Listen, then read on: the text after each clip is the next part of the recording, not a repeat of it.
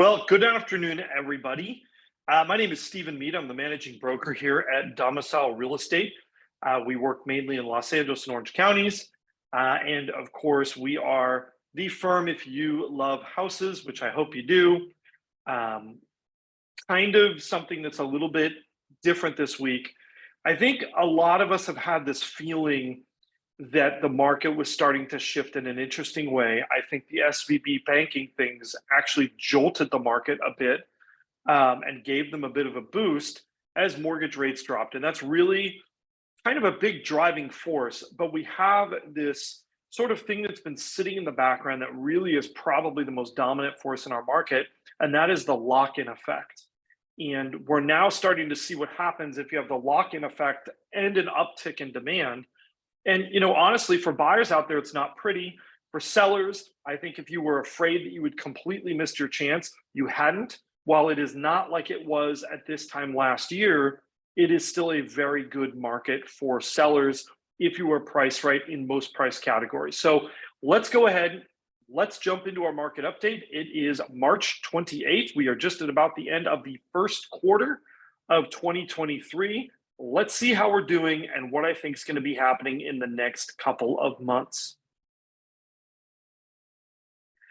Okay, so what we're starting off with here is our total number of active listings in the market. I really like starting off with this graph because I think this just kind of gives you a frame of reference. And you'll notice something very interesting.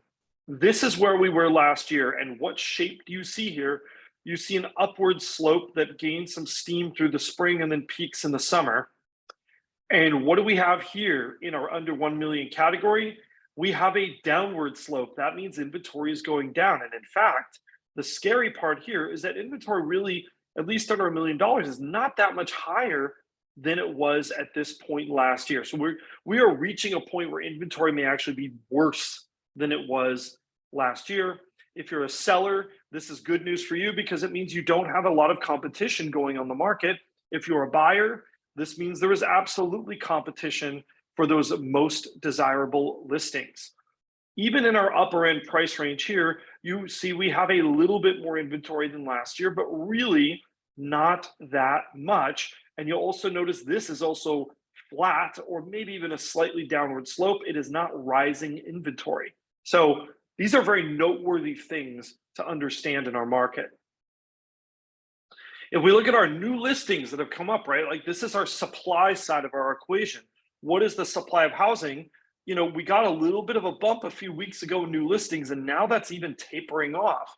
And, really, this is the graph that tells you why things are drastically different than they are last year.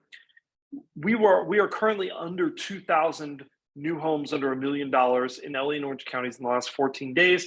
Where were we at this point last year? We were at almost 3,000. So, we're seeing very significant reduction in the rate that homes are coming on the market. And again, it's that lock-in effect. People who have low interest rates or people who are unable to afford the high interest rates of upgrading their homes. This creates a lock-in effect where you do not have nearly as many sellers as we are used to seeing in the marketplace. And this is a problem that's not a temporary one. This is a long-term structural problem that really we're probably going to be facing for the next 10 years or so. I don't see this drastically changing anytime soon. Here's our 14 days of new escrows though. And while we see a little bit of an uptick in our 1 to 2 million, look at what has happened over the last 4 weeks in terms of our under 1 million buyers. We've really seen that demand tick up. That means the buyers are out there and they are writing offers on homes. And we're really seeing that out in the marketplace. I think a lot of sellers have been conditioned that receiving multiple bids on your home in the first week is normal. It is not normal for that to happen.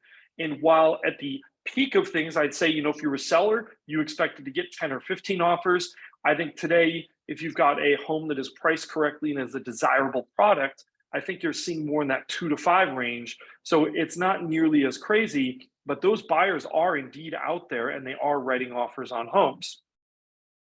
And if you look at our absorption rate, right, which is how we reconcile supply and demand, the rate that homes are coming out of the market and the rates that homes are going under contract, Under $1 million, we are nearly, I mean, we're in the mid 90s here. This is a hyper competitive market if you're under $1 million and it's a desirable home.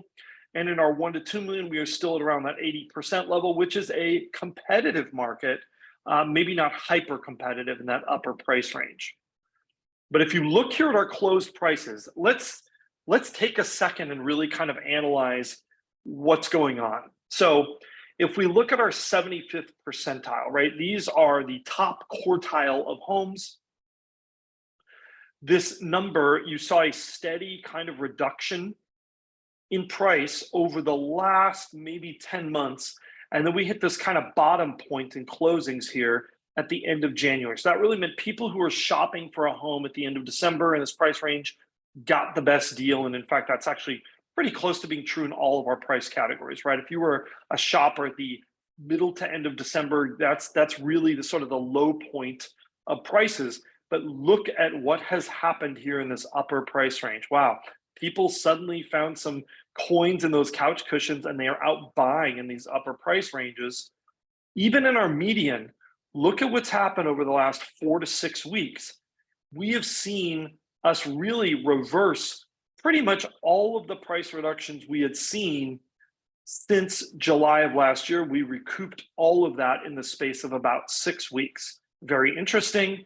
And even if you look here in our 25th percentile, we're a little flat or a little down in the last 2 weeks, but look at our low point. We have come up from that low point and we're really kind of trading in those end of summer prices and values in our entry level price range. I actually think this is a little bit of a blip and we're going to see this start to jump up too.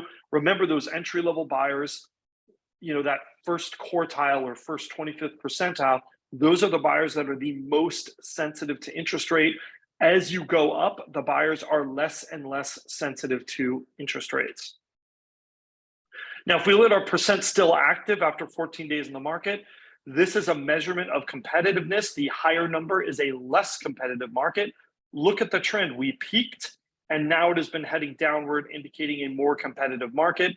And we are at about the same level we were at in May of last year. So this is a more competitive market. If you look at our list to close ratio, very similar thing. It bottoms out here at the end of January. Remember, again, those are deals that were negotiated at the end of December, and it has started coming back up. We've got our 1 to 2 million now across both counties is probably about 101% of list price. Do remember that this is on average. This does not mean you can simply price your house $100,000 higher and somebody will still pay it. That's not what this means. But it means in general, compared to market trends, it means that the market has now crossed over to a threshold where it is either at what seller and buyer expectations are aligned, or in the case of $1 to $2 million range, we're actually seeing that buyers are expecting to pay more than sellers are expecting to get. That's really what this is a measurement of, is it's kind of reconciling where do sellers think their home is worth and where do buyers think the houses are worth. When you're at 100%, it means they both agree. When you are over 100%, it means buyers value them more highly than sellers. And when you are under 100%, it means that sellers are valuing their homes more than buyers. Our typical market is between 98 and 100%. So we are now crossed back into not a typical market. And then again, we see another piece of data that is our days on market for new contracts. That number is falling again. We peaked here around 50, 55 days. And we are now running around 35 days for under $1 million, 36 days, and right about 30 days for new contracts on our $1 to $2 million listings. Again, this is one of those situations where all of these pieces of data are pointing in the same direction, right? I'm fairly confident to say this is a market that is moving in the direction of getting more competitive. It is in the direction of prices going up. All of this data is really congruent and indicating the same thing.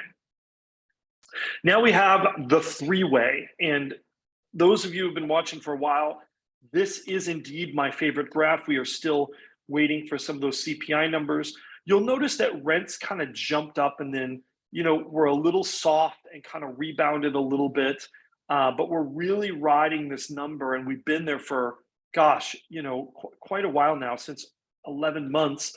where rents are running at 140% of where they were in June of 2018. That's what this graph is. We have normalized everything. So this is kind of a since June of 2018, what has happened to inflation on the red line, what has happened to rents of single family homes as indicated on the yellow line, and what has happened to the payment on a median priced home, and that is the blue line. And if we look at our blue line, the reality is our blue line is not that much different than we have been at since around this time last year. It has not drastically altered that much. This is a little bit wider of a gap, this gap between the rent index and the payment index.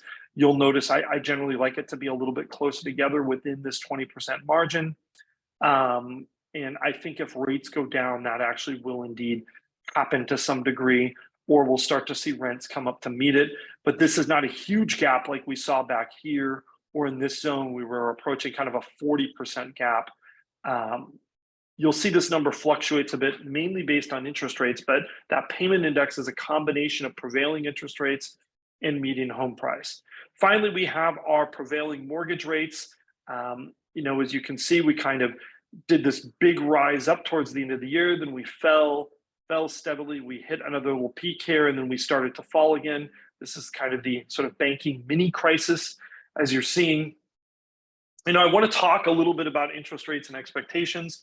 I think if anyone could predict interest rates, they would not be doing videos on YouTube, myself included. So, the general industry expectation is that we were going to have some kind of a light recession. The Fed will stop raising and eventually, sort of turn their course around, and they'll start lowering some of those Fed funds rate.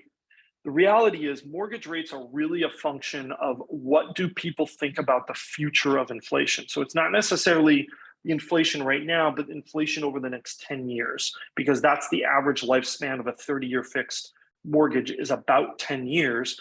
And so that's really what lenders are thinking about when they're pricing and where that market is for mortgage rates.